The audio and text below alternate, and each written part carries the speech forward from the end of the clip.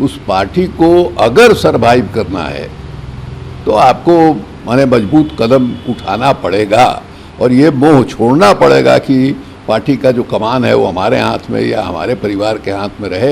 ये अब चलने वाला नहीं है। देखिए, भारतीय जनता पार्टी को महारत हासिल है, वो हर तरह का माने उपाय जो है, जो सामने प्रतिद्वंदी है उसको ख़त्म करने का, उसको कमज़ोर करने का, वो कर सकती है। किसी भी मामले में कोई भी ठोस और विश्वसनीय कदम सरकार ने नहीं उठाया है। सुस्ती आ जाती है और सुस्ती के बाद आदमी जो है वो निकल नहीं पाता है उस सुस्ती से। वो तो समाज के अंदर जो आप राजनीति कर रहे हैं वो विभेद की राजनीति पैदा कर रहे हैं।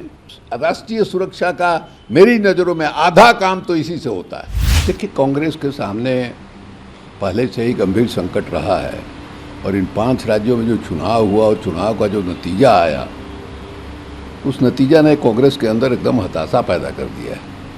और कांग्रेस का इलाज अगर नहीं किया गया तो शायद पार्टी ख़त्म हो जाएगी, इसी तरह से ख़त्म हो जाएगी। वैसे भी चुनौती यह है कि साहब गांधी परिवार अगर नहीं होगा तो उसको माने एक जो होता है चुंबकीय ताकत, कौन उसको इतने बड़े समूह को माने एक साथ जुटा के रखेगा, ये भी एक चुनौती है। और एक सामने दिखाई दे रही है कि जो जिन पर भरोसा है कि वो लोग बांध के रखेंगे, वो बांध के रख भी नहीं पा रहे हैं।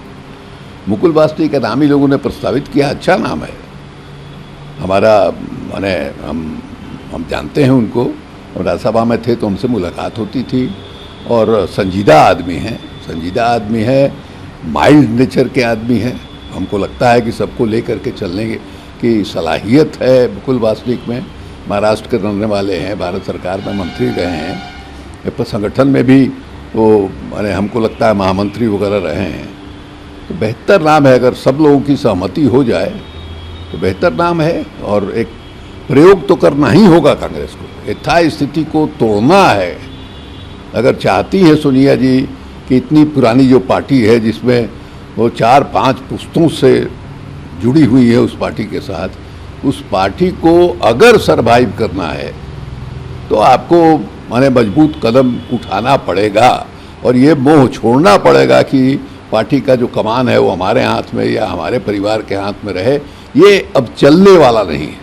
तो इतिहास में लिखा जाएगा कि हाँ साहब, इस तरह का गंभीर संकट था उस समय, माने कोई कदम, ऐसा कदम जिससे पार्टी को बचाने का कि गंभीर कोशिश दिखाई दे, अगर नहीं उठेगा तो ये माने माफ नहीं करेगा इतिहास में। बस बजट सत्र शुरू है, बीच में कुछ दिनों के लिए गैपिंग हुआ था। दूसरा चरण का शुरुआत जो है सोमवार से होने जा रहा है। कांग्रेस को सदन में विपक्षी एकता पर शक है। अब नहीं जानते हैं विपक्षी नेता पर शक है, क्यों शक है ये हम नहीं जानते हैं। लेकिन देखिए, भारतीय जनता पार्टी को महारत हासिल है, वो हर तरह का माने उपाय जो है, जो सामने प्रतिद्वंदी है उसको ख़त्म करने का, उसको कमज़ोर करने का, वो कर सकती है।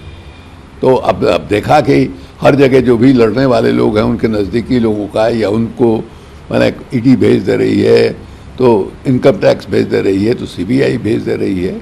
अब कुछ उस तरह की बात हो सकती है, अगर माने है और वहाँ के लोगों को जानकारी है तो उन लोगों को कदम उठाना चाहिए। एसकेएम जो है, संयुक्त किसान मोर्चा, कल मैंने सोमवार को दिल्ली में किसानों के विरोध को फिर से शुरू करने के लिए बैठक करने जा रही है। हाल ही में संपन्न विधानसभा चुनाव में एक गंभीर झटके के बाद संयुक्त किसान मोर्चा, एक किसान मंच जिसने भारतीय जनता पार्टी का कड़ा विरोध किया, भविष्य की योजनाओं पर चर्चा करने के लिए राष्ट्रीय राजधानी में अपना वाला पहला विचार विमर्श करेंगे। विशेष रूप से अपना आंदोलन फिर से शुरू करने के लिए यह बैठक काफ़ी अहम माना जा रहा है। लेकिन उसकी ज़रूरत है, इसलिए भी ज़रूरत है कि जो आश्वासन दिया था प्रधानमंत्री जी ने, एक कदम उठाया, तीनों कानून को वापस लिया, लेकिन उसके साथ साथ उन्होंने ये भी कहा था कि जो माने न्यूनतम समर्थन मूल्य है उत्पादन का 23 जिन्सों का जो तय किया जाता है, उसके बारे में निर्णय लेने के लिए कमेटी बनाई जाएगी। उस कमेटी में किसान आंदोलन के भी प्रतिनिधि होंगे। ये माने ऑन रिकॉर्ड चिट्ठी जो भारत सरकार की ओर से बजाबता गई है उसमें भी ये लिखा हुआ है। उसके अलावा जो कहा गया था कि जो केस मुकदमे हुए आंदोलन के दरमियान वो वापस लिया जाएगा। जिन लोगों की मृत्यु हुई है उनको जो है हम माने मुआवजा देंगे। मोटा मोटी 5 लाख पर एक सहमति जो है बनी थी। तो ये सब मिला जुला करके किसी भी मामले में कोई भी ठोस और विश्वसनीय कदम सरकार ने नहीं उठाया। तो हमको लगता है कि लंबा इंतजार हो गया, और ये अगर नहीं ये लोग ये करेंगे तो फिर एक जो सुस्ती आ जाती है, और सुस्ती के बाद आदमी जो है वो निकल नहीं पाता है उस सुस्ती से, वो स्थिति आ जाएगी। इसलिए अच्छा है वो लोग मीटिंग कर रहे हैं, उनको आगे के बारे में निश्चित रूप से योजना बनानी चाहिए। पीएम नरेंद्र मोदी ने शीर्ष मंत्रियों के साथ भारत की सुरक्षा की तैयारियों की समीक्षा पर एक बैठक की है, और उसमें यूक्रेन के हालात पर भी चर्चा है।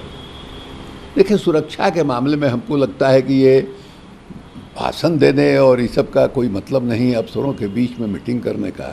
वो तो एक सेकेंडरी स्टेज है। पहला स्टेज किसी भी देश के, किसी भी समाज की सुरक्षा का ये है कि समाज में जो है वो मेल रहे, सब लोग एक मुट्ठी की तरह एकजुट रहें, ताकि दुश्मन जो है वो हमारे बिखराव का फ़ायदा नहीं उठा सके। तो समाज के अंदर जो आप राजनीति कर रहे हैं वो विभेद की राजनीति पैदा कर रहे हैं। आप जो है माने एक ऐसा बड़ा समूह, माने ऐसा समूह कि उतने आबादी वाला माने देश आपको 2-3 देश के बाद जो है नहीं मिलेगा। उसके खिलाफ जिस ढंग से आप माने नफरत की भाषा ये कर रहे हैं, आप जहर जो है बो रहे हैं, और उसके बाद राष्ट्रीय सुरक्षा सरकारी स्तर पर होगा। पहले इस समाज को जो है इसको एकजुट कीजिए, इसमें जो माने एक दूसरे से दूरी बनी हुई है उस दूरी को पाटिए। उसके बाद राष्ट्रीय सुरक्षा का मेरी नज़रों में आधा काम तो इसी से होता है।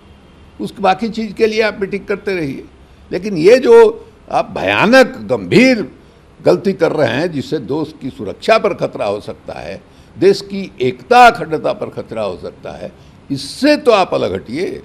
तब जो है आपके बात की विश्वसनीयता बनेगी। अन्यथा इस तरह से अखबार में और मीडिया में छपवाने के लिए कि हम राष्ट्रीय सुरक्षा के लिए चिंतित हैं, उससे कुछ होने वाला नहीं है। राष्ट्रीय सुरक्षा यूनिवर्सिटी खोले, अभी राष्ट्रीय सुरक्षा यूनिवर्सिटी पहली दफ़ा इस देश में खुल रही है। वो यूनिवर्सिटी करेगी क्या?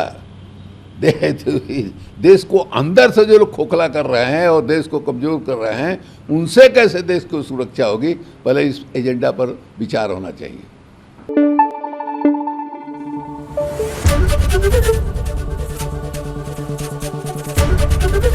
एबीपी न्यूज़ आपको रखे आगे।